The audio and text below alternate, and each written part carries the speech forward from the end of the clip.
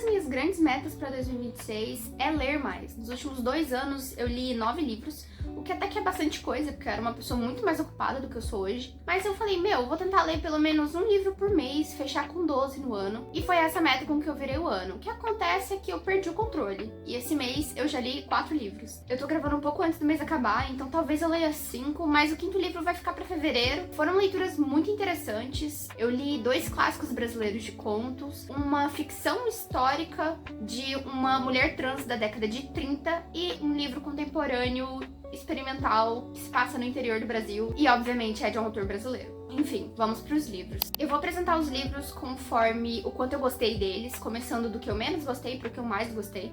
Então não me julguem, mas vamos começar com Laços de Família, da Clarice Lispector. É o primeiro livro da Clarice que eu leio do começo ao fim, então eu acho que por isso ele ficou em 4º lugar na minha lista, mas eu gostei muito dele. A questão é que eu gostei mais ainda dos outros. Foi uma escrita que pra mim foi fascinante, eu amei a forma como a Clarice escreve, a capacidade descritiva dela me deixou assim apaixonada. Só que ela tem a questão do fluxo de consciência em praticamente todos os contos desse livro, que eu ainda me perco um pouco lendo. Então pra mim foi difícil fazer essa conexão com as histórias, principalmente no começo, quando eu ainda tava me habituando, e por isso ela acaba ficando em 4º lugar. A primeira publicação dessa coletânea é da década de 60, mas essa edição aqui é de 98.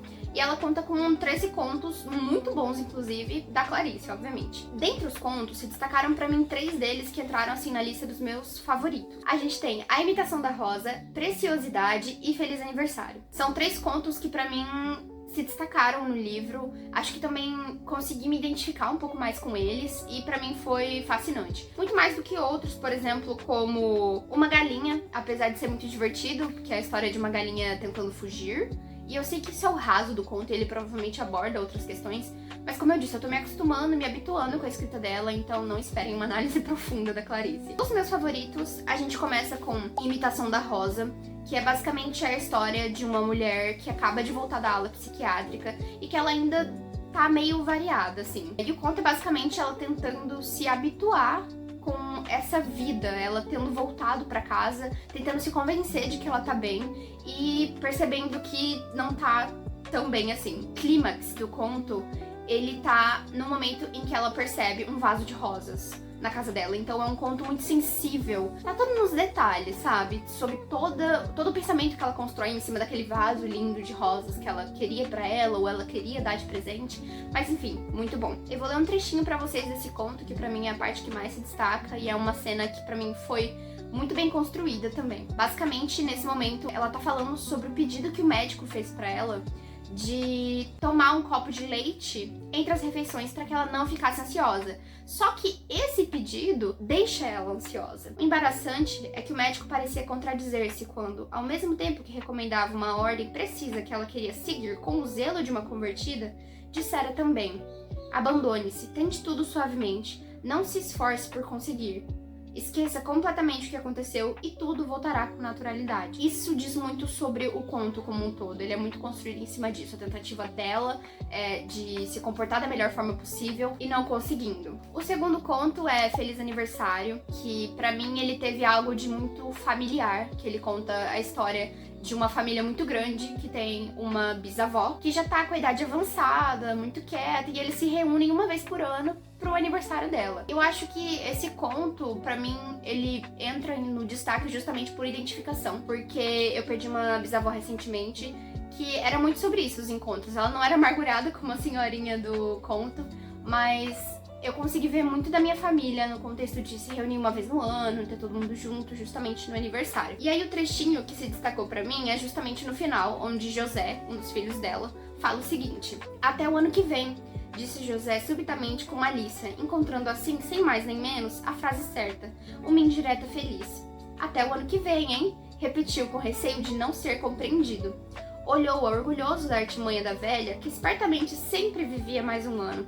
No ano que vem nos veremos diante do bolo aceso, esclareceu melhor o filho Manuel, aperfeiçoando o espírito do sócio. E eu acho que isso, assim, explica completamente o clima dessa família. E o meu conto favorito é Preciosidade, que conta a história de uma adolescente que vai pra escola todas as manhãs sozinha e ela tem uma rotina muito solitária de acordar mais cedo, ir caminhando, voltar depois pra casa e ter somente a governanta / empregada. Pra mim, ele foi o que mais se destacou na questão descritiva, porque ele criou cenários de uma maneira que tudo que a personagem pensava, eu pensava junto. Tudo que a personagem vivia, parecia que eu tava vivendo junto. Tudo que ela sentia era um sentimento meu também. E o conto começa logo assim, na primeira página. O vento da manhã violentando a janela e o rosto até que os lábios ficavam duros, gelados. Então ela sorria, como se sorrir fosse em si um objetivo. Tudo isso aconteceria se tivesse a sorte de ninguém olhar pra ela. Esse trecho já indica pra gente o que vem adiante, que é um conto que ele te acolhe e te assusta. A forma com que a Clarice vem e descreve a menina acordando, o vento entrando pela janela, o sorrisinho ao acordar, a gente vê uma pureza na garota, mas o fato dela não querer ser olhada nos dá uma sensação ruim, assim. Nesse aqui eu vou ler 2 trechos, que é justamente pra mostrar quando o conto começa, porque apesar da menina ter todo o seu ritual matinal, a gente percebe que tudo isso é parte de uma fuga, então não é um conto confortável. Não, ela não estava sozinha. Com os olhos franzidos pela incredulidade no fim longínquo da sua rua, de dentro do vapor, viu 2 homens. Enfim, é um conto que ele vai pesando conforme você vai virando a página, mas que eu achei encantador, no sentido da escrita, né, e não da história em si. No geral, Laços de Família aborda a história de famílias burguesas, vivendo o seu cotidiano, lidando com problemas, sempre tem uma pequena reviravolta, sempre tem um personagem que tem alguma confissão, que tem algum segredo, e é um livro muito, muito bom. Só não é um dos meus favoritos esse mês, porque eu li livros muito bons esse mês, na minha humilde opinião. O segundo livro a ficar em terceiro lugar também é um clássico brasileiro, também é uma coletânea de contos, só que dessa vez da Lígia Fagundes Telles. É o primeiro livro que eu leio dela, esse aqui é o Antes do Baile Verde, e eu fiquei encantada, por isso que ele ficou acima do Laços de Família da Clarice Lispector. Eu confesso que antes dessa leitura eu não sabia nada sobre a Lígia. Eu conhecia ela só de nome, eu não sabia por que ela era famosa e por que eu sabia o nome dela. Então quando eu fui pesquisar sobre a autora depois de ler, enfim, eu fiquei apaixonada. Eu com certeza vou ler mais livros, mais contos dela, porque pra mim foi fascinante. Assim como a Clarice, ela descreve muito bem os cenários, as pessoas, as sensações, só que eu sinto que as descrições dela são um pouco mais tangíveis. É um pouco mais fácil pra mim me conectar, porque não tem todas aquelas voltas que a Clarice dá. A primeira publicação desse livro foi na década de 70, mas essa edição aqui é de 2009. E o que mais me encantou em cada conto foi perceber como a Lígia trabalha muito bem as antíteses. Todos os contos dela têm algum embate muito fundamental, assim, tipo juventude e velhice, amor e ódio, pobreza e riqueza. Fiquei encantada. Novamente, é uma realidade de pessoas burguesas vivendo, pessoas burguesas tendo os seus problemas, os seus segredos. Só que esse aqui é um pouco mais profundo, ele é um pouco mais assustador até. Não assustador, mas eu acho que ele trata muito mais a questão do ódio. É sempre uma reviravolta de um cenário perfeito, imaculado, uma família margarina, e de repente a gente lida com os sentimentos dos personagens tão pesados, de crueldade, assim. Trabalha muito as relações humanas e o ódio humano, quão horrível a gente pode ser. Tem contos, inclusive, assim, com crimes. Pra mim se destacaram também 3 contos. O primeiro deles sendo Apenas um Saxofone, que é a história de uma burguesa, uma mulher muito rica, já com idade avançada, que fala que ela tem tudo e que mesmo assim a gente sente que ela tá infeliz, apesar de ela estar o tempo todo falando: eu tenho um iate, tenho mobília chique. Apesar dela ficar retomando todas as coisas que ela tem, a gente percebe que tem algo faltando. E justamente o conto vai contar que o que falta pra ela é apenas um saxofone. No caso, o saxofonista. Foi um rapaz que ela foi apaixonada e que ela acabou abandonando por conflitos durante a relação deles. E é um conto muito forte também. Também consegui me conectar muito bem com ele, então acho que por isso ele ficou ali no meu top 3. Não diria que é o meu favorito, mas com certeza é um dos. Vou ler um trechinho pra vocês. Ele era minha juventude, ele e seu saxofone que luzia como ouro. Seus sapatos eram sujos, a camisa despencada, a cabeleira um ninho, mas o saxofone estava sempre meticulosamente limpo. Tinha também mania com os dentes, que eram de uma brancura que nunca vi igual. Quando ele ria, eu parava de rir só para ficar olhando. Brevemente descritivo, não vou ler o parágrafo inteiro, mas eu recomendo fortemente que vocês leiam. Esse tipo de conto, inclusive, tanto Clarice quanto Lígia, se vocês colocarem no Google, vai ser fácil de encontrar. Então, se tiverem interesse, vão atrás que rapidinho o que vocês acham. Esse segundo conto que eu vou falar com certeza é meu favorito do livro, porque ele construiu pra mim sentimentos humanos em cenários e metáforas perfeitas. Ele se chama Um Chá Bem Forte e 3 Xícaras. É maravilhoso, eu não tenho muito o que dizer sobre ele, apenas leiam. Eu vou ler um trechinho que pra mim foi o que me fez apaixonar por esse conto. E ele é maravilhoso, nossa, eu não consigo descrever ele tão bem quanto os outros, mas eu amei demais. É uma fala entre a personagem principal e a empregada, pelo que eu me lembre, e que é forte por si só. São 3 falas e vocês vão entender toda a energia do conto. Pra contextualizar, elas estavam no jardim, a empregada preparando chá, etc e tal, e eles estavam esperando uma visita, e aí a personagem principal, né, a protagonista, ela percebe que tem uma borboleta em cima de uma rosa, e que essa borboleta já tem voltado várias vezes, e que a rosa tá cada vez mais murcha, justamente porque a borboleta pega o pólen, né, pega o néctar da rosa. Aí a protagonista fala, há de ver que a rosa está feliz por ter sido escolhida, mas desse jeito ela vai morrer mais depressa.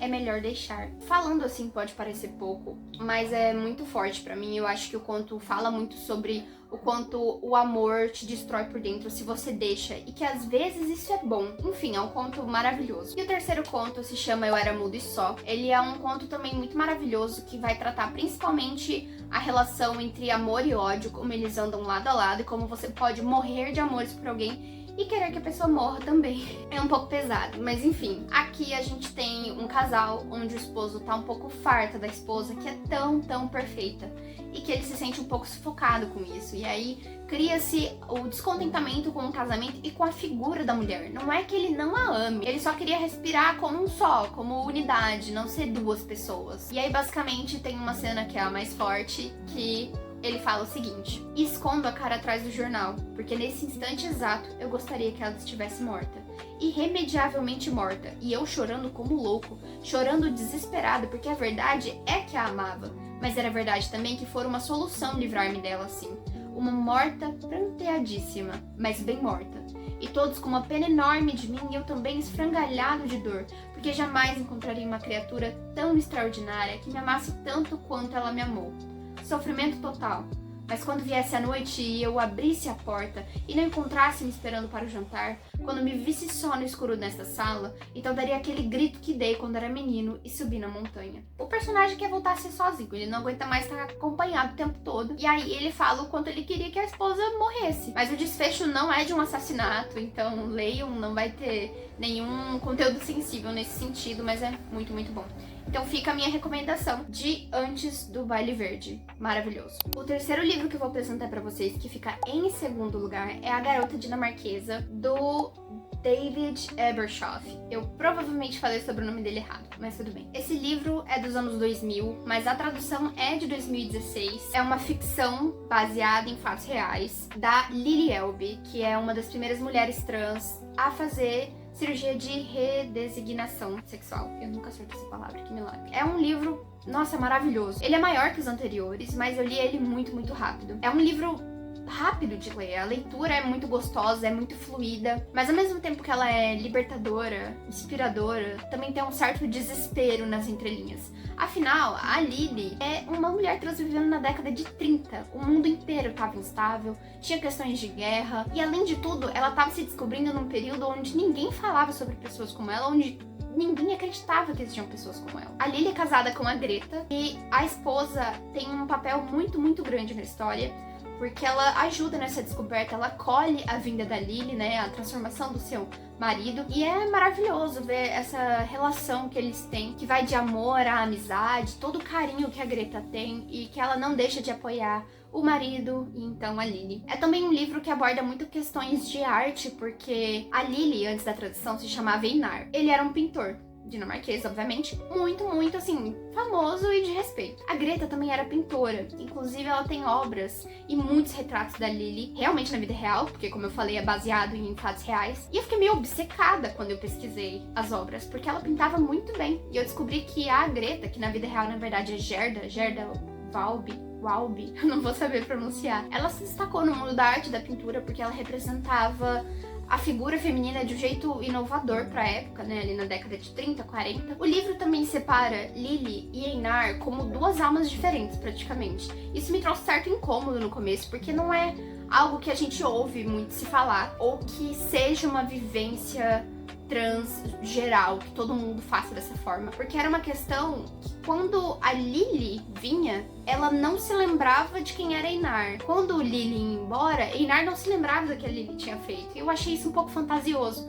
Mas no final do livro tem um pós-fácil, uma entrevista com o autor muito interessante, que ele fala sobre as pesquisas que ele fez, as entrevistas, né, que a Lily deu, que ele foi atrás, e realmente a Lily se referia ao Einar como outra pessoa. Então, muito interessante, eu gostei de como o autor respeitou a forma com que a própria Lily, né, da vida real, se relacionava com o seu eu do passado, que não era seu eu pra ela, né, era outra pessoa completamente diferente. Mas enfim, recomendo muito.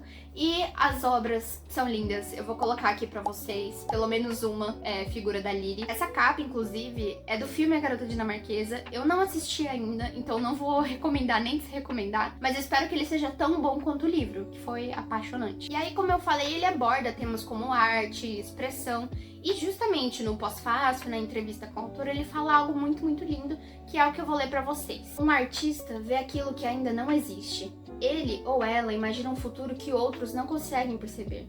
O artista interpreta a realidade, tornando-a ainda mais vívida e duradoura. A história de Lily Elbe é uma história de arte, de criação, de imaginar o que virá a ser. É sobre artistas que interpretam o mundo e seus próprios eus através de sua arte. Leiam, é muito bom.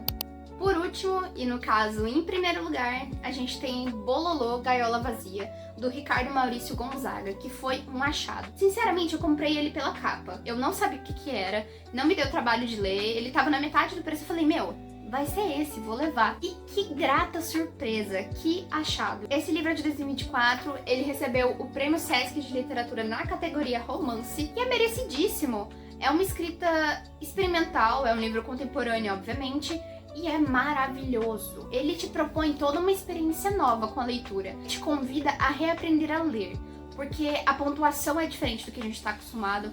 O livro tem frases muito curtas, então ele é um ritmo muito rápido, muito acelerado, dá quase um desespero enquanto você lê. E ao mesmo tempo que ele aborda temas muito pesados, a gente conversa com o personagem, que é o Rock Perigo, e vê ele crescer. E conforme ele cresce, a gente percebe essa mudança de percepção do mundo em volta dele. Além disso, o personagem principal, o Rock Perigo, ele conversa com o narrador, que ele chama de astronauta. Isso é maravilhoso, só que quando eu digo que ele te reconvida a ler, é porque realmente no início é um choque. Não tem travessão de fala, não tem separação entre fala e descrição, é apenas ponto atrás de ponto. No começo é muito estranho, as primeiras 40 páginas eu li um pouco confusa, sem entender o que eu tava lendo, mas da página 200 em diante eu fiquei viciada em todas as questões do Rock, na história dele com a esposa que ele conhece na metade do livro, a história com o pai bêbado, a mãe que sai de casa, a relação dele com a própria casa,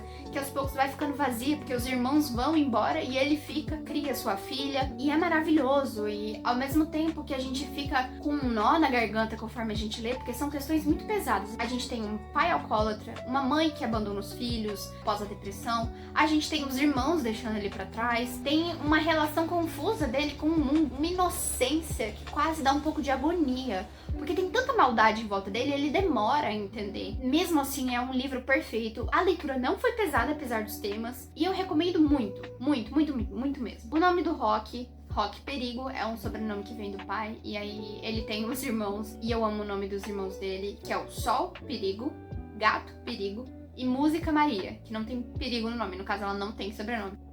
Eu tô mostrando aqui pra vocês justamente pra vocês entenderem o que eu falo da forma, e eu vou ler essa página aqui pra vocês entenderem como se deu o ritmo do livro.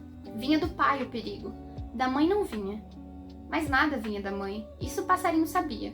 Rock sabia que a mãe não ia voltar, que música não ia voltar, que sol não ia voltar. Nada volta, Rock, tudo passa, você também vai passar, vai partir. Gaiola aberta, falta o que pra história acabar? Não sei o que te dizer, Rock, nem como te dizer. A verdade é que tem um problema, os mistérios. E talvez em vez de Sul, talvez seja ela a verdadeira astronauta, da mata, do lago, o peixe e o pássaro. Eu. Será que você me usou, Rock, para escrever sua história, sua própria história? Será?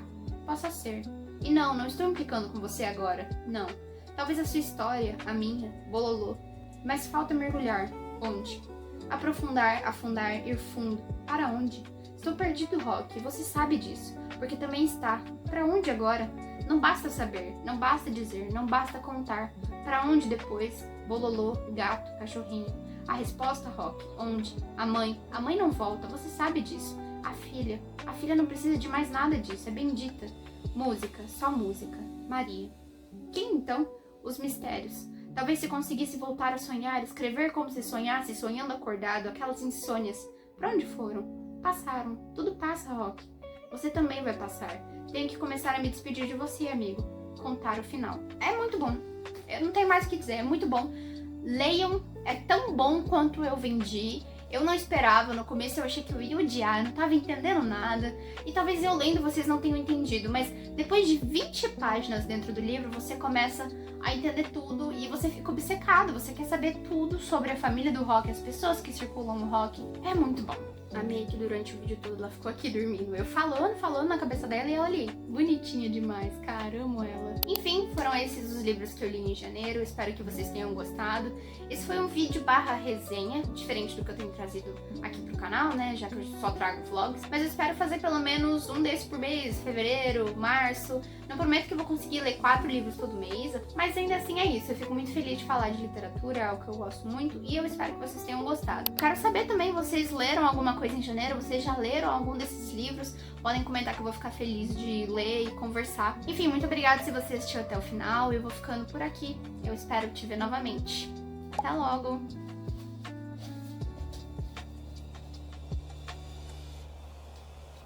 Agora que acabou o vídeo, você acorda, filha?